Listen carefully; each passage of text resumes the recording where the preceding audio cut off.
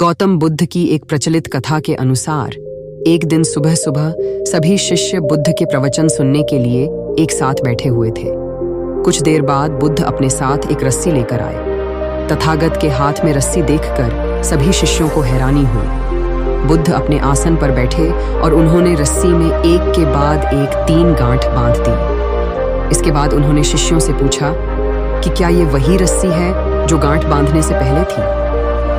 इस प्रश्न के जवाब में एक शिष्य ने कहा कि तथागत, इसका उत्तर थोड़ा मुश्किल है। ये हमारे देखने के तरीके पर निर्भर करता है। एक तरह से तो रस्सी वही है, इसमें कोई बदलाव नहीं है। एक अन्य शिष्य ने कहा कि अब इसमें 3 गांठें लगी हुई हैं, जो कि पहले रस्सी में नहीं थी। इसे बदला हुआ भी कह सकते हैं। कुछ शिष्यों ने कहा कि वास्तव में मूल रूप से रस्सी वही है, लेकिन बदली हुई दिख है, लेकिन इसका मूल स्वरूप बदला नहीं है। शिष्यों की बात सुनकर बुद्ध ने कहा कि आप सभी सही बोल रहे हैं। अब मैं इन गांठों को खोल देता हूँ। ये बोलकर बुद्ध रस्सी के दोनों सिरों को खींचने लगे। बुद्ध ने पूछा कि क्या इस प्रकार रस्सी की गांठें खुल जाएंगी?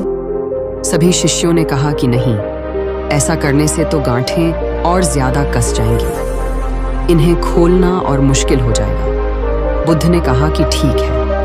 अब एक अंतिम प्रश्न, इन गांठों को खोलने के लिए हमें क्या करना होगा? शिष्यों ने कहा कि हमें इन गांठों को ध्यान से देखना होगा, जिससे हम जान सकें कि इन्हें कैसे लगाया गया है। इसके बाद हम गांठें आसानी से खोल सकते हैं। बुद्ध इस जवाब से संतुष्ट हो गए और उन्होंने कहा कि यह सही बात है। हम परेशानियों में फंसे रहते हैं और बिना कारण जाने ही उनका हल खोजने लगते हैं, जबकि हमें पहले समस्याओं के मूल को समझना चाहिए। जब समस्याओं की वजह समझ आ जाएगी तो उन्हें सुलझाना बहुत ही आसान हो सकता है।